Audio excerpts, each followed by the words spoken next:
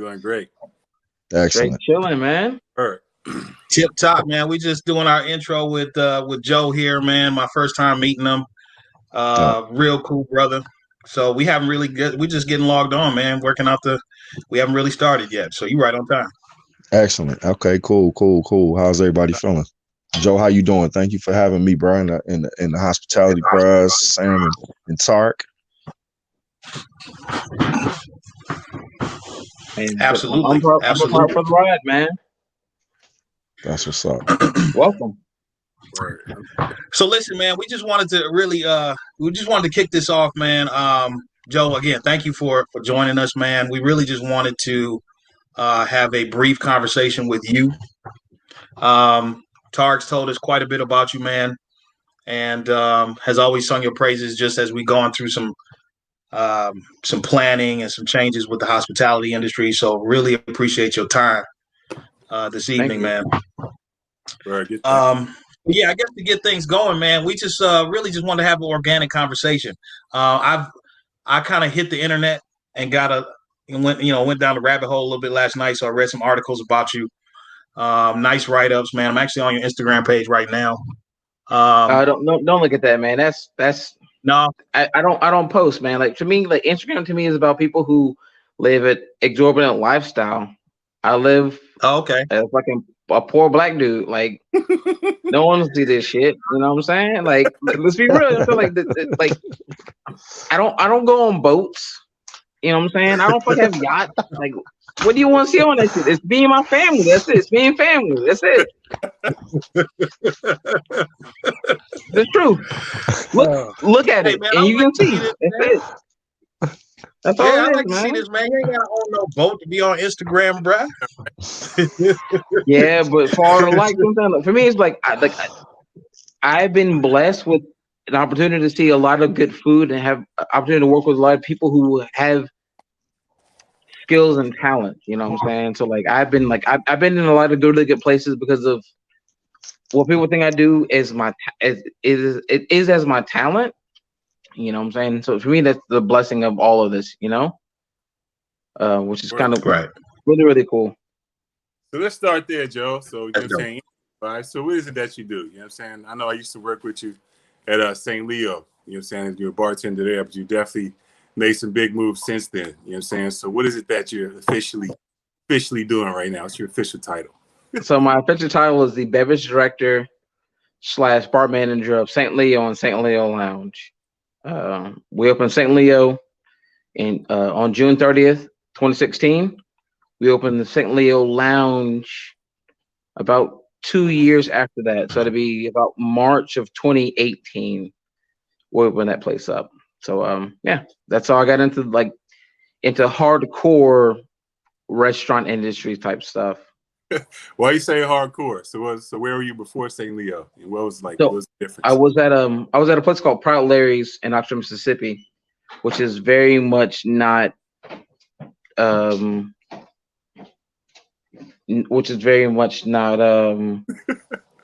like hardcore, like cocktail focused type of place. You know what I'm saying? It was more of like this like Americana.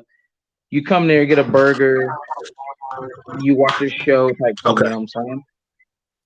It was things like that. Gotcha. So for those not familiar with the lingo of the hospitality industry, hardcore would be where it's what juxtaposed to softcore, with softcore hospitality for laymen. Yeah.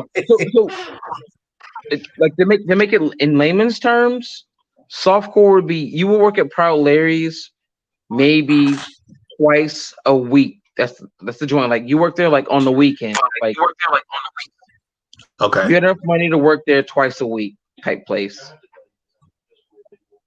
Gotcha. I understand. Okay. All right, that makes sense. And so you 10 toes, in other words, you all the way in it. Yeah. Mm-hmm. Okay. All right. Yeah. All right. And are you from Mississippi? No. I was actually born in Germany. Oh, Ich bin ein Deutschland, ich spreche Deutsch. Oh wow. Okay, Oh, you actually wow. spoke some full on German and shit. Bilingual. That's That's dope. right. Yeah. I don't. Yeah, That's that was dope. awesome. That's impressive. Right. So look, before I was trying to set That's it up, impressive. Joe, we're just gonna go in like I've known Joe for years, you know what I'm saying? Just be like real transparent. So it's wild seeing Joe at the bar.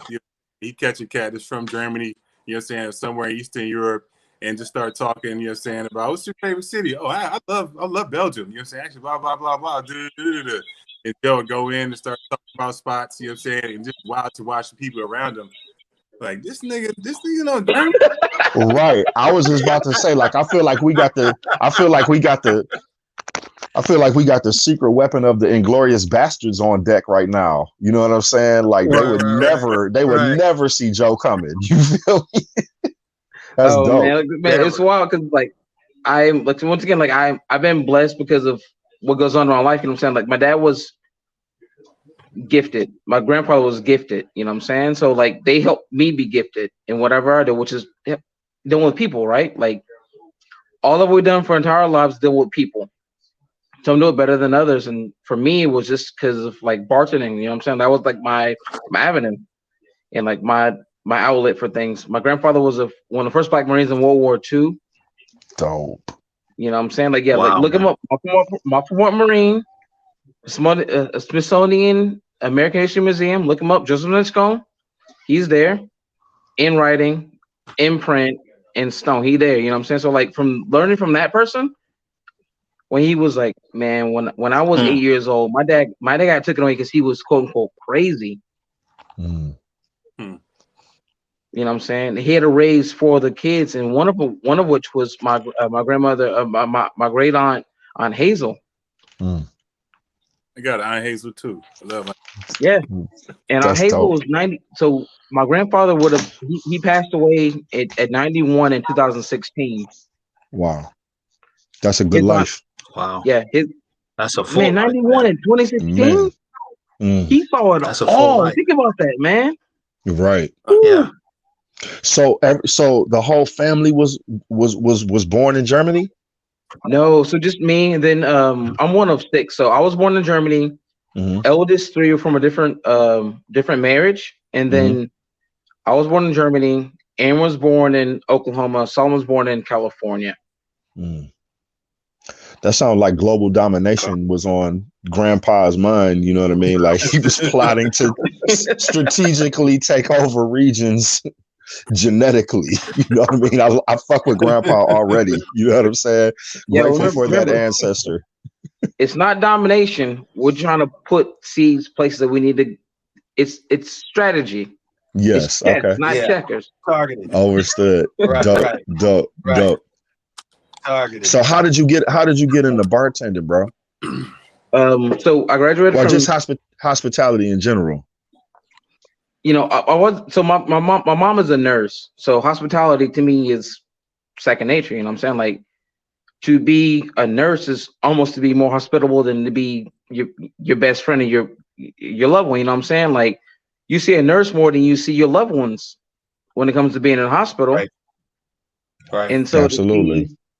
To see my mom take care of these people who don't have anyone come in that place for 6 months, a year, 2 years, and she works at the VA hospital. So the VA hospital was one of the most derelict parts, destitute places of America.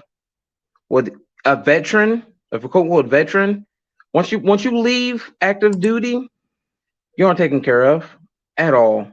And so she took it upon herself to take care of these people. And so you see these folks who have PTSD, STDs, whatever it is, and it's like, all right, come, let me love on you, man. It's weird to say that about my mom, but so she was like, I want to be your nurse. I want to make sure that you were taken care of it, whatever part it is in your life. And that's how I got in hospitality, because she would take care of these strangers. And I would see it. So for me, if I can't serve you some food that I didn't even cook, then how can I, as a person, say that I'm a hospitality personnel? You know what I'm saying? If I can't even serve you some food that I didn't prepare for you. You know what I'm saying? So that's how I got into hospitality, because like I've seen my mom just like slave away, work 3 jobs to make sure that me and my siblings had things that we wanted and needed and loved. You know what I'm saying? And so I was like, you know what? I want to do this better. So I decided to do it in a restaurant. Sorry, this is kind of funny because it's like I did it backwards. Yikes! But you know, in a beautiful way. It's actually dope to hear you talk about it, man. I think, you know, for me, what blew my mind is knowing both Sam and Tarek in different capacities, and knowing how much they put into their work, and then seeing, as I've gotten older, seeing the value. Like, we take eating, drinking, we take just like you're talking about, even we take health and care for granted. So, you know, even the work that your mother did or does, we take that for granted. You know, we just assume that that's the way things kind of should be or are supposed to be, and we don't recognize how very necessary, not just the food, the drink, the care, but the people. You could have a fucked up nurse. You could have a shitty chef. You could have somebody that makes you a terrible cocktail, and it fucks your night up. But when you could taste the love in the food and feel it in the drink, or you could feel it in the care that's being provided, that changes everything. And so, you know, Hospitality Bros was born of that, especially in wake of what's going on with coronavirus. And I think we all kind of figured it out, you know what I'm saying, through this, right? Because we see this this need for this, right? Because no matter what color you are, no matter what you want to eat or drink, you yearn to be seen with food or drink, right? Like, everyone's Instagram was like, oh, I'm here, you know, I'm like, oh, I'm here, you know, everyone's like, oh, I'm at this restaurant with this thing. No big deal. I'm saying people want to be seen and heard.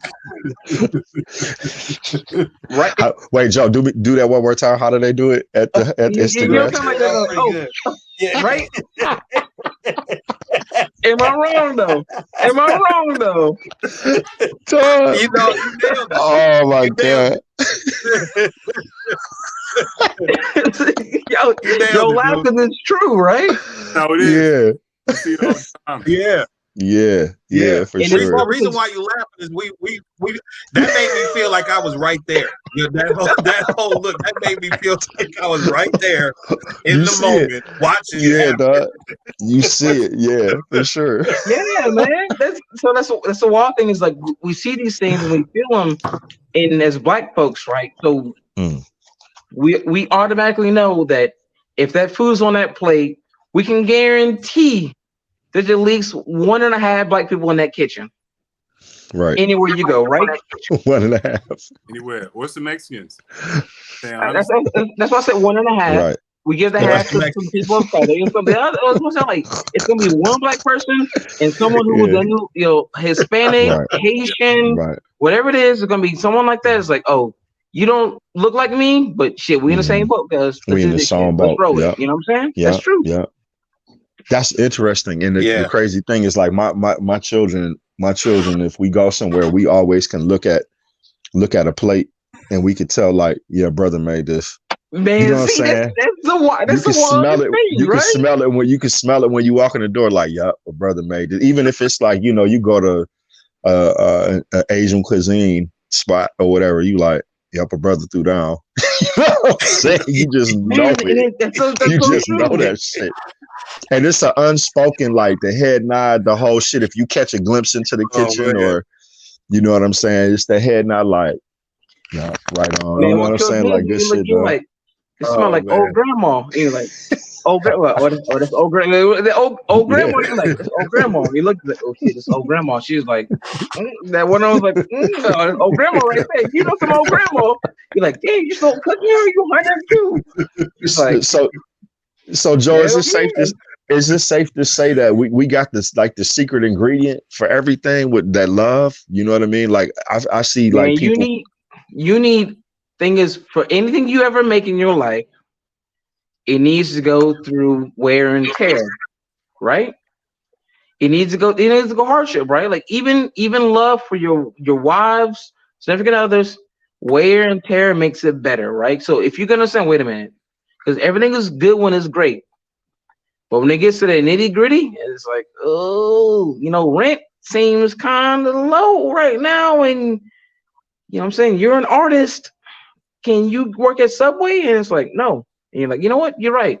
Because I understand what you do is bigger than what we're doing right now. You know what I'm saying? So how do we all sacrifice at some point? But to make things greater when it comes to food, right? It's like, oh, well, man, you know what? This right here is going to be like $87. And it's like, you know what? No, you got to pay. You know what? I'll pay for this.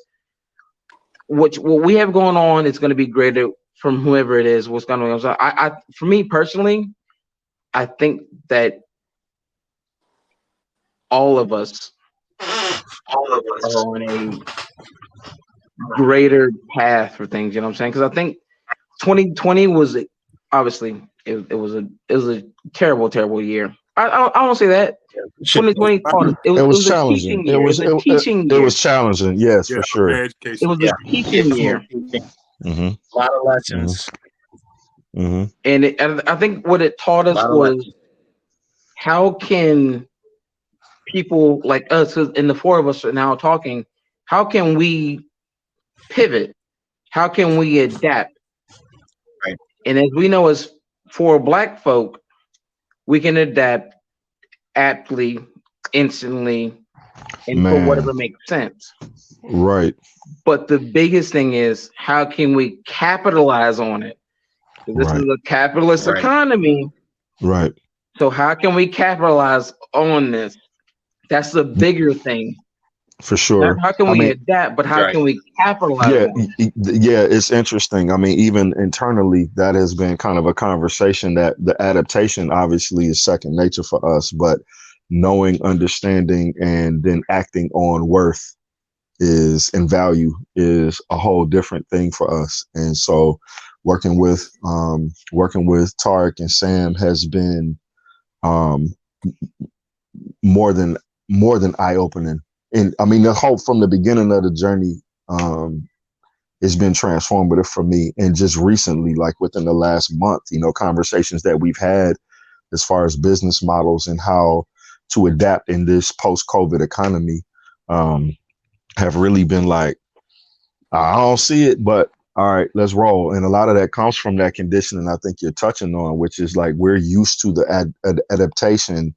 And we take for granted the fact that we're just forced to adapt. But that adaptation, the skill to do that is what Sam and Tarek have kind of taught me, is the skill to adapt deserves a value. There's a worth and a value in that. And there's nothing wrong with that energy or currency exchange. It's like there's a service that is being provided.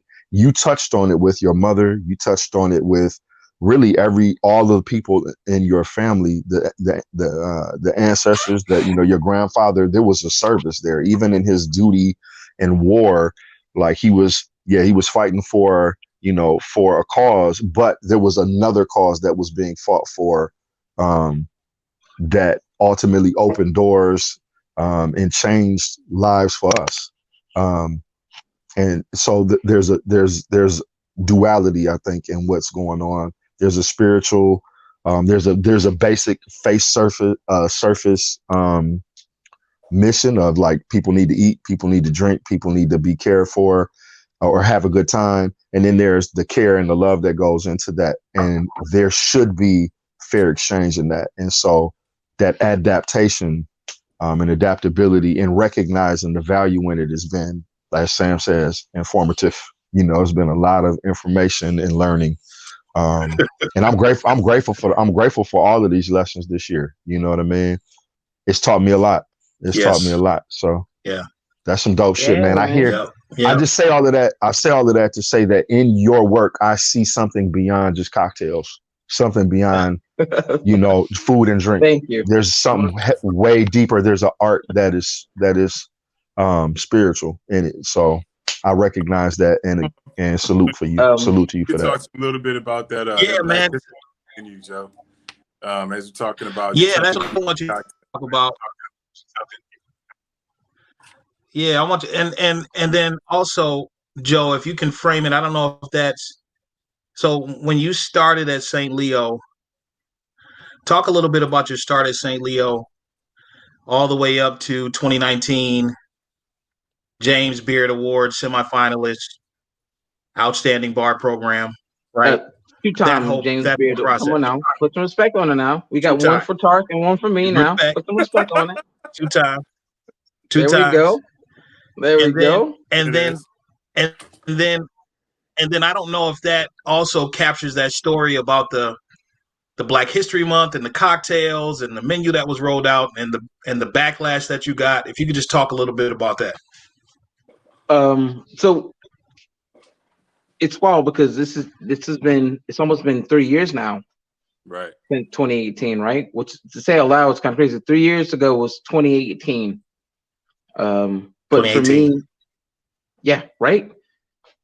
Think about how young you were. Yeah. You had more hair. I had hair. Yeah.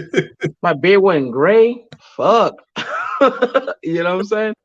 But what happened through my transformation, I am still transforming. I'm still transforming.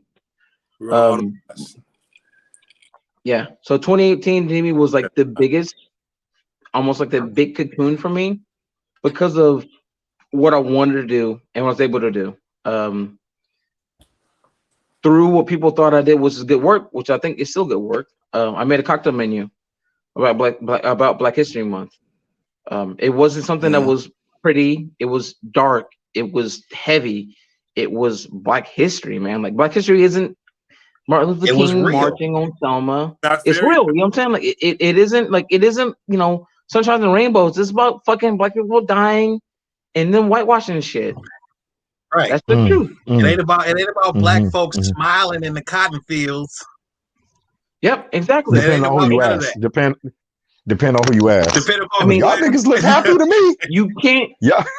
You can't shuck and jive, but also vote Republican. Pick one or the other. You know what I'm saying? Anyway, so through that, I did 5 cocktails. The 5 cocktails were Blood on the Leaves, the Clyde, Bullock and Dabney. Man, I can't believe the last 2. Or left one. Black Wall Street. I have a menu here. Say that again. Was Black Wall Street one of them? Black Wall Street and I'm not sure Negroni. I'm not sure Negroni. Yes, those were the 5. Because I think all the names made sense for what I try to do for the cocktails. Bullock and Dabney was named after Tom Bullock and John Dabney, 2 bartenders and caterers from way back when who did what we did. Like, what's it? John Dabney. This dude was a slave who was so good at his job. He was able to purchase his freedom for himself, his wife, and his mom through cooking and making cocktails. And I say this because I love you guys. Think about the best thing you're able to do. If your mom was in chains and she's like, hey, do that to get her out of chains, truthfully, I'm like, Mom, I will see you on the weekend. Damn. I mean, I'm good at making cocktails, but it's like, oh, not bad. I'm not like, get you out of chains good. Like, shit. For me, think about it. She was going from being, remember, she was going from being a slave to a fucking free woman. That's a huge, man. That's a huge change in everything. Yes. Right. Yes. Yes. And it means that you were that great at whatever you do. It's like, you know what, Mom, I'm the best orator you've ever seen. Why? Because I can get you out of your bondage. That's a lot of anybody. Think that weight on you right now. Whew. See? Yes. Now that weight hits you, like, shit. That's heavy. To take your mom out of bondage. Yeah. She birthed you into this. That's the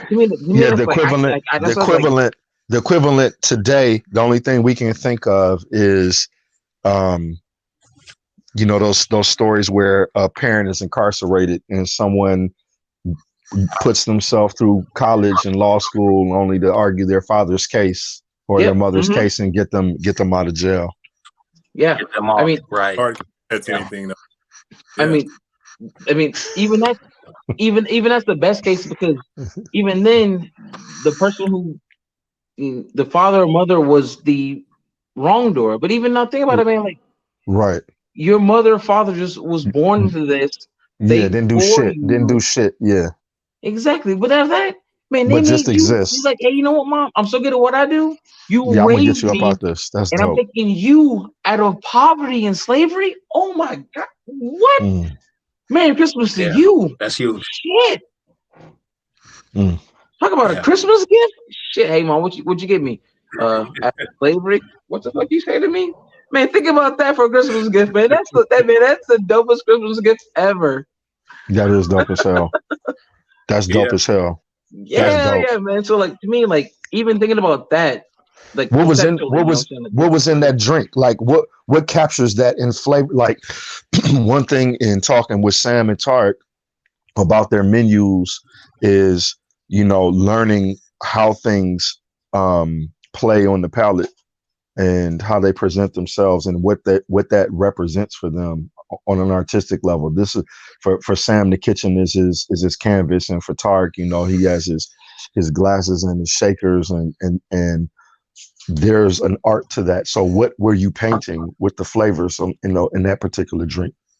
so for that one, I wanted to paint this really cool effervescent flavor, right? I wanted to lift off the palate. Mm, So I wanted to do, which is funny, I wanted to use whiskey bourbon. I wanted to do a southern whiskey mm-hmm, bourbon. I wanted to be mm-hmm, heavy mm. at ground level. From there, I wanted Yes. to add grapefruit, lemon, Mm. a little bit of sugar. Because you need a little bit of sugar. 'Cause obviously, if it Yeah, ain't yeah, sweet, it ain't. yeah, You know what I'm yeah, saying? yeah, And I yeah, works in the South. You know what I'm saying? A little bit of sweetness. yeah.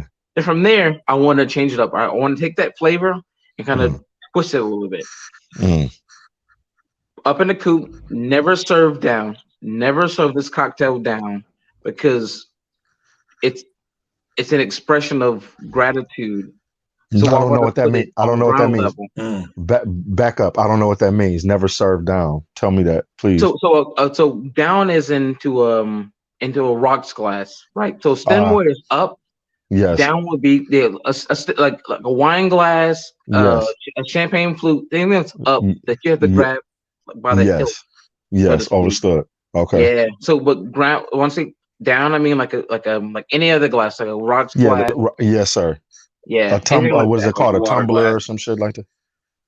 Tumbler, anything like that. Yeah, Yeah, okay. Okay. Scotch Understood. glass. Okay. A water glass. Got you. Okay. yeah. Okay. So And that's serving because down. yeah, Okay. and so Okay. when I thought about this drink, I wanted it to be a play on on Uplifting a and emancipating. yeah. So I Yeah. wanted to put grapefruit, which is this big, huge fruit that's like sweet and tart and Mm, massive. Man, these fruits are Yeah. huge. They grow mm, all over they grow all over Jamaica, and they grow all over the tropics. So I want this big, huge, sweet, almost obtuse, almost awkward fruit to have in a room, which is how slavery worked.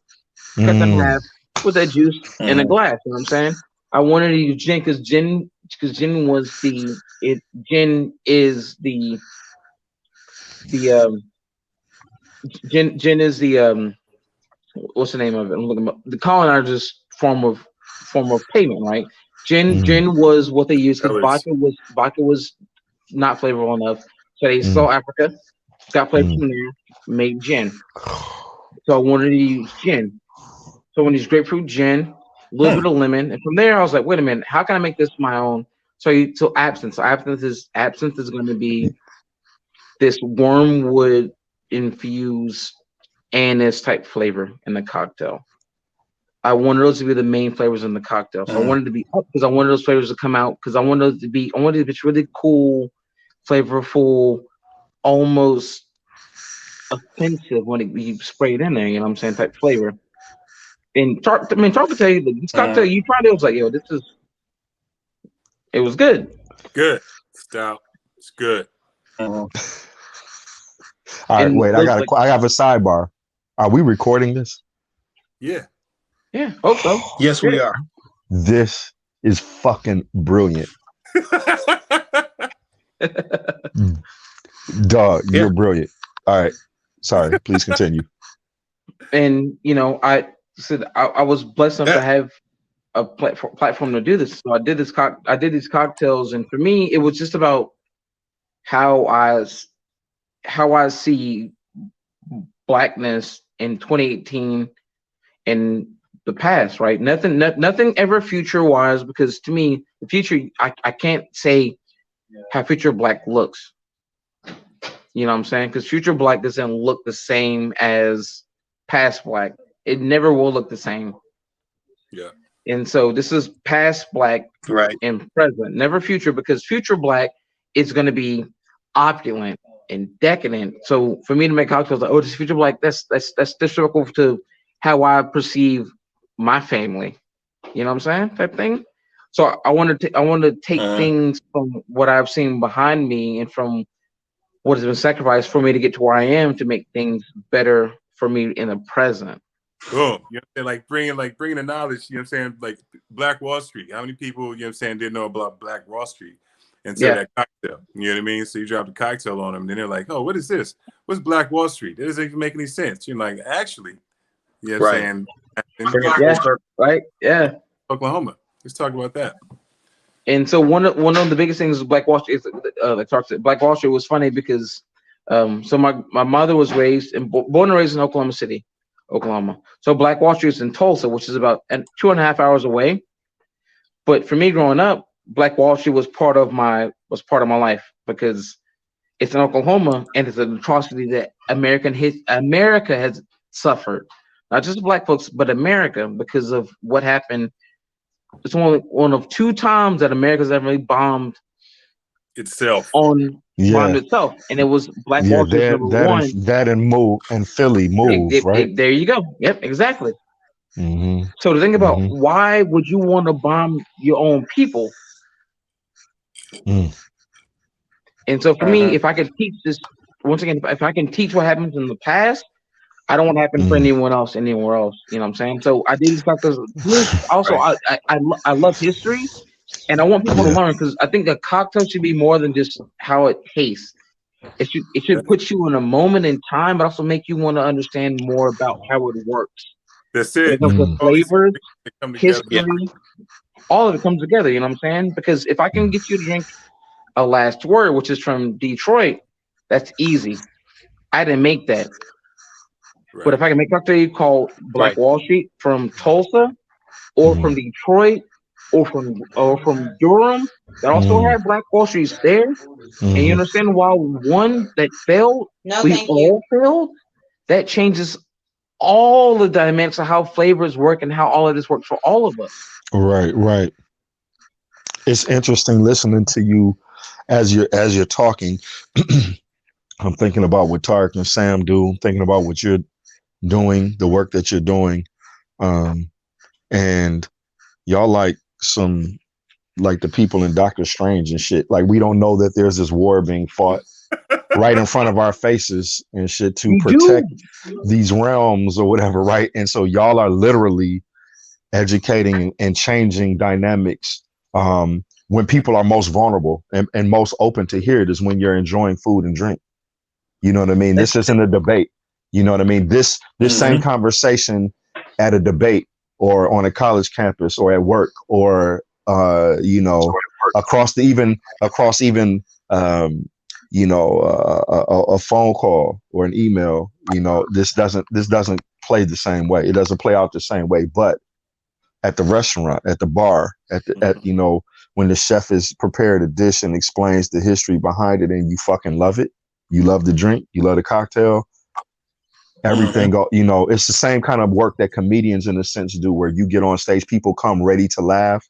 All you got to do is just not be terrible. You got to do is give it to them. You got to give it to them.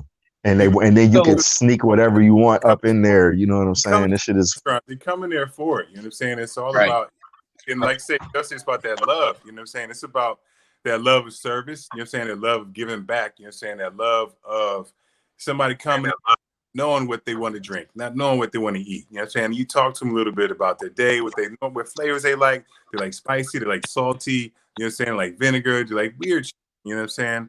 Like, what are you allergic to? You know what I'm saying? What are you open to? What are you against? You know what I'm saying? Like, what do you normally love? You know what I'm saying? All right, we're going to give it to you something different. And then having that confidence, you know what I'm saying, with the knowledge, you know what I'm saying, in my back pocket, you know what I'm saying. I used to love to do this with Joe and be like, hold on. No, I'm not making that for you. I'm not making that for you. I'll not make that for you. I'm going to make this. You're going to love it. If you don't, I'll take care of it. But I promise you're going to love it. And you're probably going to order 2 or 3 more. You know what I'm saying? And that confidence and that knowledge and going in, you know what I'm saying? And then they take that first sip. Oh, what is that? And then you tell them the story. You lay the story. You know what I'm saying? Came up with the cocktail, you know what I'm saying, where it came from, the inspiration. It's all just like you said, it's all these different things that the world didn't know that they needed. But the world is realizing that now, you know what I'm saying, with the restaurants closed, you know what I'm saying, and people not being able to sit at the bar like they like. The world is acknowledging the importance of a badass bartender and an extremely knowledgeable server. You know what I'm saying? I think personally, word the fuck up. We've always known that, right? As Black folks, we've always known that we have these amazing stories because we've lived it, we've done it, we've given the recipes for chicken, for fish, whatever it is. We've always been the key holder for everything. It's us. But what I think is making more sense now is because of COVID, we may or may not be able to open our own spot, right? So now because things have gotten cheap, because hey, look, pandemic has cut things down in half, right? So like now, truthfully, to open a restaurant where I, in Oxford, Mississippi, instead of paying $6,000 per month for rent, we're able to pay like $4,000. That $2,000 makes a huge difference over the course of a 10-year lease. You know what I'm saying? So if through this pandemic, which is kind of funny to say, through a thing to tell white folks, yo, look, hey, y'all fucking pumping the gas on a bunch of this shit for no fucking reason. Hey, slow the brakes. These businesses make sense. So I think for me personally, I think that I think 2021, through my hopes, because like I said, I turned 30 in July. So through my hopes and dreams, because I believe in Black people. Like wait a minute. I'm all in on this shit all the fucking time. Hold on, back up, bro. Back up, bro. Did you just say you turned 30 in July? Yes. Yes, my man. The way you talking is like all right, man. I'm blown. I'm floored. Go ahead. I'm sorry. Yeah. So for me, what I want for 2022, I want this right here to be a festival. We all show up. We all do some cocktails and cooking for a little bit. We go different places, and we're good. We're moving. We're rolling. Because I think,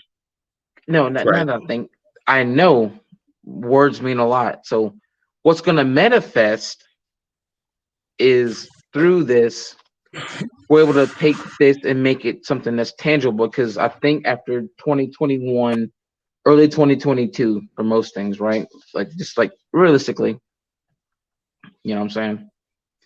We're able to take this project right here and put it in a live audience. And then you guys can do like Chop. You make 10 meals in 20 minutes and make some money off of it. And everybody's fine. And everyone's happy. Yeah. Man, this is definitely it's interesting. I wish that we kind of do. I don't know. We would have 3 days to put something together. But when you were talking about the history, I was immediately thinking, wow, Black History Month, we got to have Joe on and do something. And then I was like, shit, Kwanzaa, you know what I'm saying? I mean, that's what happens, right? So my wheels are turning. Like, let's not think short term. Let's think next. Let's think 2021, because like as of right now, February. Like, let's think like 2022. Because as of right now, knowing how things work and how we build things, you can't get a space, you can't get chefs, you can't get help for chefs cooking in enough time to make this make sense in a 3 month. Sorry, that was my fault. It's all good. You can't get things, you know what I'm saying? You can't get things done in a 3 month period. So like if we plan now or even put it in a bid for a place in Detroit, we can get it, right? Mm-hmm. Yeah. Mm-hmm. Right now it's easy. Right. And the dope shit about what you're saying too is having had this experience of openings and closings, especially like I know y'all kind of in the Bible Belt where they're a little looser, but they tried to kidnap our governor over closing restaurants and barbershops and shit. Wow. We thought that. Right. You're right. You know what I mean? Or some of they on the same mission, you know what I mean? Right. But they just don't want nobody fucking with their barbershops and whatever. They actually protested with restaurants. What was that 2 weeks ago, Paul? Yeah. Paul, 2 weeks ago, the restaurant just sued in state court to lift the medical restrictions and to allow. They wanted the state to lift the ban and allow. This is before we just had our most recent wave. So a group of restaurants came together to petition the state to lift the ban so that they could restore in-person dining. And and the COVID numbers were steadily increasing. So what is your argument to support that? I was So and with that, the dope shit is, let's say everything, things start clearing up. We know that cases went down in the summertime. I know a lot of that has to deal with the vitamin D and the heat and all of that. Yeah, and let's say that there's a spot. You know what I mean? We get a spot. We also already prepared. We're forward thinking enough to pivot in the event that there's a shutdown again. You know what I mean? Having a model that works, how to change things up is kind of dope. We have been through it. We've been able to kind of sit back and watch this is how things play out. Okay, so we can kind of predict what would happen if it happened again. How to move through that. What's that? What'd you say? You just need a farm in Ohio. Dave Chappelle. Right, Dave Chappelle. Yeah, for sure. On some real shit, like that's like a degree of separation, though. So Jessica Care Moore is one of my peoples, and she's always reading, her work there. She's regularly going down to Ohio and hooking up. She's signed to Talib's label for her musical endeavors. I've written some music for her that she performs at Black Women Rocks all the time, and so yeah, that's not undoable, honestly, to figure out how to get down there and do some shit. We'll have to show Jess what this is. May I ask a controversial question? Yeah, you got it? Of course. Yeah, please. If you guys had the vaccine in front of you, would you take it? Yes or no? I don't know that. I don't know that I know enough about. I don't know that I know enough about the vaccine, or if they know enough about the vaccine. Someone's like to take that shit. I think I want to see how Mike Pence and them do first. If them niggas start nutting up and all that. So a few things. Yeah, look, if Joe Biden is alive, next week, I'll take it. I'm gonna watch for a little bit. You know what I'm saying? I got a few things. There's history, like we've been talking about. There's a thing called the Tuskegee experiment. You know what I'm saying? It comes to mind. You know what I'm saying? We know historically that the medical profession and the governments have experimented with Black people. You know what I'm saying? For many different reasons, to learn many different things. I was listening to Jamel Hill's podcast, Jamel Hill's Unbothered, and she was talking about the same thing. She was like, the word of the week is vaccine. And she was talking about how gynecology only exists because of white men doing experiments on slave women. You know what I'm saying? Like, white men believe that Black people had no pain sensation, no sensation of pain. So it can be, you know what I'm saying, do these gruesome surgeries, 20 surgeries, you know what I'm saying, on one patient, you know what I'm saying, of course, you know what I'm saying, use anesthesia, you know what I'm saying, for the Caucasian members of the experiment. But it's like, you know what I'm saying, so history, you know what I'm saying, and also just knowledge, you know what I mean? And I'm not, you know what I'm saying, anti-vax, you know what I'm saying, blah, blah. But I want to sit back and look at it, because one thing I also noticed that was pretty interesting to me is that they've also already got stipulation in place that you can't sue Pfizer or what's the other company? Moderna. You can't sue them, you know what I'm saying, because of adverse reactions to the vaccine. So honestly, with me, I need to do some more research. I definitely have some allergies in my family. You know what I'm saying? Like my mother was allergic to fucking everything. My mother was allergic to chocolate. Chocolate gave her migraines. You know what I'm saying? I only had shellfish and peanuts.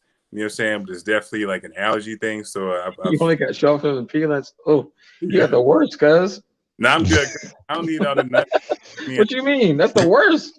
Some almonds.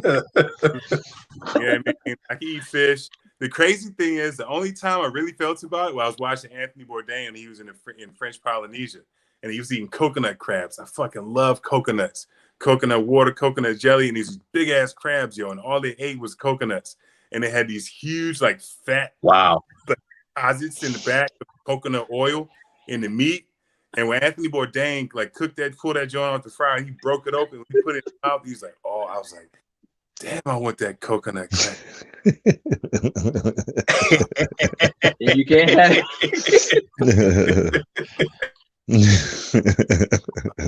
But that was the only time that I felt man.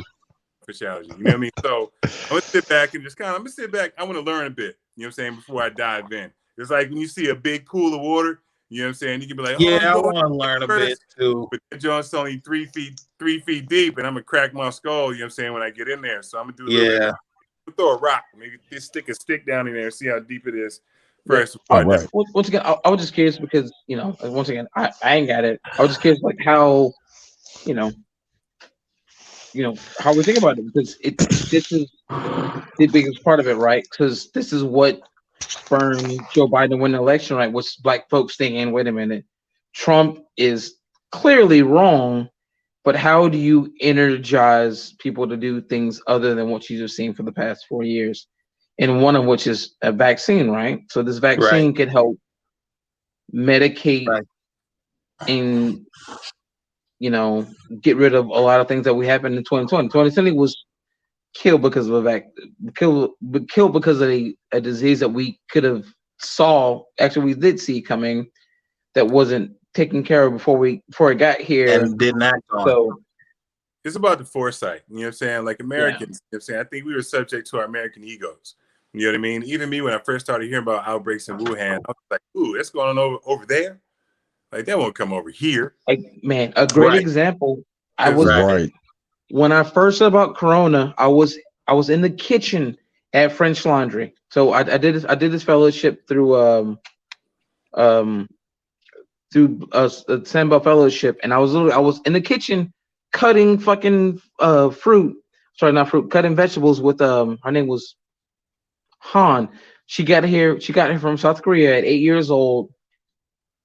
I had her knife cutting shit, and she was like, "I'm sick, but I don't have COVID." And I was like, "Ah, yeah, it's fine, whatever." This was in February of this year. Wow. After that, I went to Aspen. So it's like COVID's fine. It's in like Northern California. It won't spread. I'm in Aspen having a great time. Do that for 2 weeks. Then I go to Boulder. Boulder, like, hey, yo, they're like, hey, it's March 15th. Go the fuck home. And I was like, when? They're like, tomorrow. They sent me an email on March 15th. The 16th, my ticket was they're like, print it, take it. Man, it was like 6 hours later, go home. First flight from Boulder to Memphis. And I came here on that Saturday. I was thinking like 13 or 14, whatever it is. On that Saturday, I should have had dinner with fucking Bobby Stuckey. Bobby Stuckey is like a master sommelier, and we're gonna talk about wine. Didn't happen because of COVID. And I was just like, oh man, this the COVID is a real deal. When they're like, no, go home. Yeah. This place has enough money to like. So I get home to Oxford. I see a few friends. I go say, hey, little restaurant. Like, no, you've been traveling. Because I've been traveling through Blackberry Farm, like, hey, go see this doctor on this day because we've got enough emails from your place you're supposed to stay. They want you tested. I got tested 2 times because of Blackberry Farm. Like, hey, go get tested 2 times in 2 weeks to make sure you're not sick. They pay for the test in March for me. I mean, those long down, I was like, what do you mean? They're like, take this. Yep, and like, you're fine, you're cool, whatever it is. Oh yeah, this was like I didn't in know. March. They paid for all this. They're my fellowship. They're like, it's for your fellowship, your health insurance, and they pay for all of it. Yeah, Crazy. Like, I man, didn't I've seen. get there. Wow, But yeah, so you were that's headed crazy. to New York. You say you're going to we didn't say that, but you were going to New York, right? And what were the spots in New Yeah. York you were supposed to hit? There was some amazing spots, some Danny Meyer Jones and some other Jones. What were Yeah, they? Danny Myers restaurant. So all the Union Square Group restaurants, Restaurant Danielle, and 11 Madison Park. Word. Yeah. 11 Madison Park, amazing place. Amazing place. Oh, Word. I'll be there sooner than later. Hopefully, Whether they want me or not, shoot, I'll be there. Yeah, Get there. You know, I've been yeah. to One day check I'll my get to go with you, man. I had to settle for the cookbook. No, we don't settle. Yeah, What you mean? yeah. Are we It's going? part of We the going? collection now. Yeah, we're Now we're going going. to get it. We're going. When things change, we'll be there. You're Once going again- to change. Yeah, It's all about COVID is tough, man. Yeah, COVID is tough. It's refreshing to hear, your perspective on that part of the industry, because I mean, I think the industry is going to I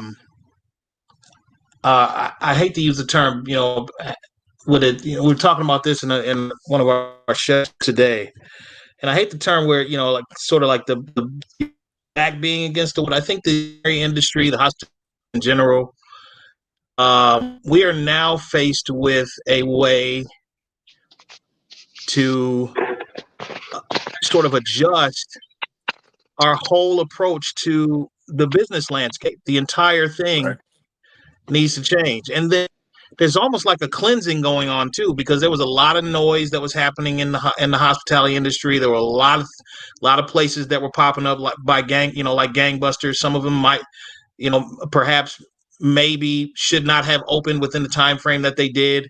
I mean, so you're really starting to see a lot of things change. A lot of loyalties are being tested. I think that quality. Quality. So when you evolve from this, those loyal people connected with, folks are going to stick to what they know. They'll be adventurous a bit, I think, but they're going to stick to those places where they've gotten consistency, good eats, good drinks, still able to get that accessibility through this pandemic. And then how do you capitalize on that? Because the whole business model has changed, and it's also given rise to mediums like this, where we can tour or we can be booked and offer meals and training and coaching and learning through a visual medium. So it's scary, but it's also exciting, and I deal with people every day, man, that are on both sides of that coin. So to me, because since I live, almost through this thing where I do visual media and in person, I think it's going to be this weird medium of both because of what you guys have built. You can do things, you say, hey, you know what? I can't be there at, in San Francisco at 5:00. So how about we do it virtually and you pay me half the money? We tell you how to make everything. Right. It's just make it like, as I say it through the screen, whatever it is, half the money. 75%. That's fine. You know what I'm saying? And everybody's fine with that. But at the same time, if you're on the East Coast, hey, let's say you guys are based in Detroit. So let's say, hey, New York needs you. Shoot, Detroit to New York isn't that bad of a flight. You can put that in part of your business. You can build that part of your business plan, right? Right. Mm-hmm. And so I think what has taught us is also the need for people in person to teach things, because we understand as a person, because I'm the same way. People don't learn, truly learn how to be a better person through social media. You know what I'm saying? We've seen enough ads about children and cancer that we're like, okay, we're numb to it. this was part of my generation where it's like, all right, cool. Social media wasn't the thing when you guys grew up. You know what I'm saying? Social media was just like, yo, the dude calls you a hoe, and it's like, you call me a hoe, you guys fight, and it's done. But now through social media, that gets translated to be in TikTok, and 10 million people see it across the world. So now, just saying that you're a bad, just saying that I don't like you is turned into from I don't like you to I don't like you 100 million times over, which is crazy. Think about like just how trauma works now for people of our age. So even comes to food, how do you take those traumatic experiences where you're cooking with like, I don't want to cook your mom, I want to be a doctor. You want me to cook for you or with you, right? So how do we take those traumatic experiences and make them inflict them, and vice versa? Because of right now, we want people to sit at home and buy things that we are selling. So how do we take these traumas and traumatic experiences that we have right now, which is 2020, as a traumatic experience, and make us all capitalize on it, which is capitalism. So to me personally, why not say, hey, look, when this is all said and done, you will go out. Why not subscribe to whatever I do for $5-10 a month? Yeah. Yep. And as someone who's subscribed to a lot of things for $5-10 a month, more often than not, people forget, which sounds kind of devious, but if you still put out content, you're not deceiving them. Like, hey, here's your how to make beef stew monthly. Here are your cocktail weekly things, and it's done.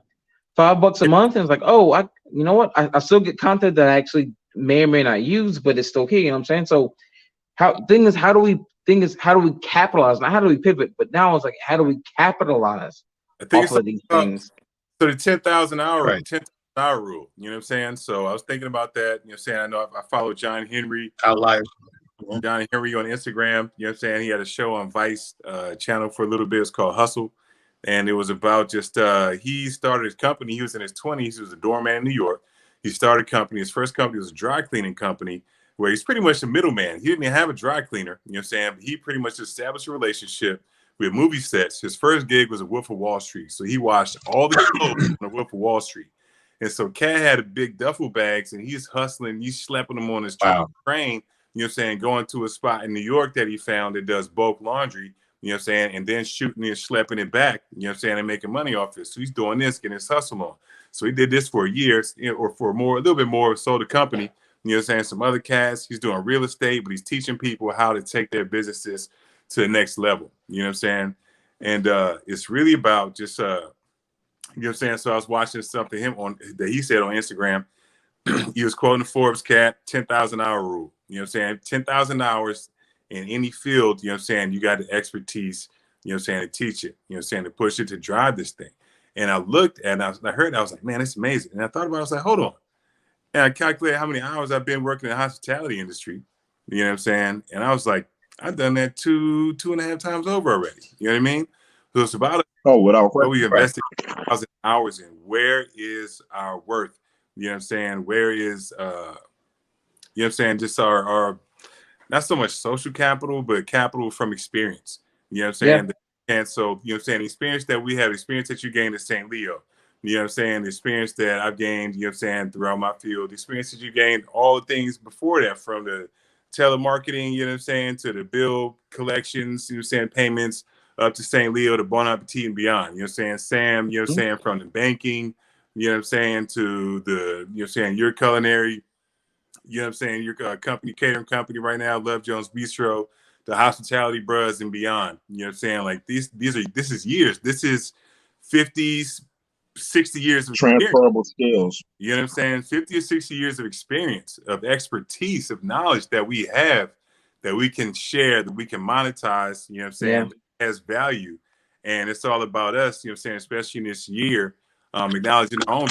And I feel that's what entrepreneurship is. It's like, you know, as opposed to sitting and waiting for someone else to give you a value of $55K a year, you know what I'm saying, plus incentives and maybe some good insurance or not, you know what I'm saying, blah, blah, blah. You know what I mean? It's we determine our own values. And like, you know what I'm saying, like, and like flip what MJ said, the ceiling is not the roof anymore. You know what I'm saying? Mhm. we can just go. We got the time, we got the energy, we got the knowledge, we got the experience. I think it's about us capitalizing on that. Also acknowledging just what's been going on this year. You know what I'm saying? As far as Black people being seen. You know what I'm saying? We've always been seen. You know what I'm saying? It's a different degree of acknowledgement, and I'm gonna say more so within ourselves. You know what I'm saying? I'm seeing more Black people donate to use. I watched this cat, you know what I'm saying, Maker go to Howard, because he's like, I acknowledge that my 4-star, 5-star status can help bring more money, you know what I'm saying, to this school that's actually a part of my community. You know what I'm saying? Watching who was it, Drew Holiday said he's donating the rest of his NBA salary for this year to Black small businesses and minority owned small businesses. You know what I'm saying? And that's like, and you're saying if he's doing it, that's $200 something. But just the fact that we're acknowledging our own value, our own strength, and starting to help each other, starting to share our resources amongst each other. Yes, man. I'm 100% on board. Word. Yeah, I think everyone in this call is like, that's the beginning of it, right? Like, to say that I support, Gus's fried, Gustav's fried chicken down the street as opposed to Guy's fried chicken. And both on my Black folks, I get chicken there on Monday, chicken there on Tuesdays at home. Other than that, ate it at my house. You know what I'm saying? I support them once a week. I'm happy. You know what I'm saying? The Jay-Z entrepreneur joint, you know what I'm saying? For everyone, Gucci supports Fubu. You know what I mean? Yep. We have to be on that. We have to do that for ourselves. We have to make this black dollar spread further in the community. You know what I'm saying? The black dollar too. Huh? Yeah. The black dollar too. And I said, I went Dave Chappelle and I started thinking about the Koreans, you know what I'm saying, in my neighborhood in DC, screaming at me when I be going in there trying to get some now laters and Alexander the grapes. You know what I'm saying? Get your black ass out of here. Then I was like, no, that's not what we're doing right here. It's not what we're doing. We're talking about uplifting everything. You know what I'm saying? But it was some old. That's trauma from my childhood growing up in the hood. You know what I'm saying? I acknowledge that came out. I acknowledge that, guys. I'm gonna work on that. So, but, we got. What I am excited about is come 2021. I give us late 2021. That's hilarious. We will all do this again, but in person. Y'all pick a place. So right now, once again, words mean power. So it's end of 2020. Y'all pick a place that y'all want to go to. Let's do that and meet up. Let's have a good time. Anywhere. We have a year to think about it. Because I felt so left out when y'all was talking about how great of a place wherever it was, a great place. So I'm like, what the fuck are y'all talking about? I don't know what restaurant y'all was talking about. This is. Everybody was like, yeah, man. It's a really nice place. It's like, what? We should go to New York. Go to one of Danny Meyer's restaurants. You know what I'm saying? Danny Meyer, Union Square Hospitality Group. Do they got vegan food? Huh? Do they got some vegan food? He must have heard about you vegan? Yeah. Are you vegan? Yeah.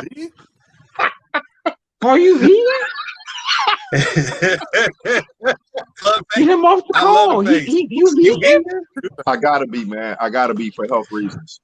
I can't have. I had a heart attack. I had a heart attack in 2019, and so I have to mind all foods that would cause cholesterol and blood pressure increases. They call fruits and vegetables. That's all I'm eating, man. All I eat is fruit and vegetables. That's it, you, man. Because that's another thing. There's a huge health conscious movement. You know what I'm saying? We can spots and get some good food. We ain't got to worry. Are you vegan though? I ain't know that till right now. Are you vegan? Yep. Yeah, bro. Because we were talking for almost an hour and a half. Because you told me you vegan. I'm sorry. Come out with that shit, cuz. I love you anyway, but come out with that shit beforehand. Damn, man. You gotta be awkward as fuck. I'm like, my nigga gonna eat some meat. He's like, cool. We eating meat. No. I'm not a judgy vegan. I'm not a judgy vegan. I'm not a judgy vegan. I ain't a judgy vegan. Like, I grew up, my mother was she taught Foods of the World, like on a public access show here back, like when cable first started. And I come from a long line of matriarchs from Tifton, Georgia, that were fabulous cooks and bakers. And so I grew up catering with my mother. So my affinity for food is there. I miss a lot of shit, but I just can't eat it. Yeah, I make a lot of shit. Trust You almost me. got So me, it ain't boy. no, You it ain't no almost got me, judgment. Paul. You almost got me. I still love you, though. I still love you.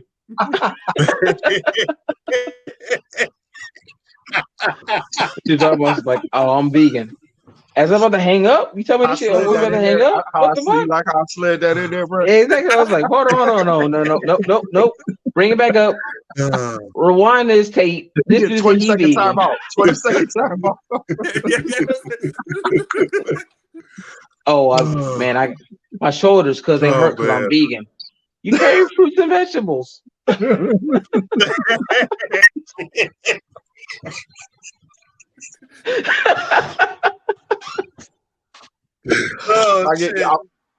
get roasted for the rabbit food. Yeah, but yeah, man. Yeah, you know what I say this? Like, out of love, man. you will live man, longer than I will because I like meat. the diet change, man. As long as it keeps you around, brother. I certainly, that's the goal. That's the goal. That heart attack, look, man, that heart attack was not fun, bro. Yeah, it was not pleasant. I'm lucky that they couldn't. The blockage was my heart is clear. Hey, whatever you got to do to stay around, bro. Yeah.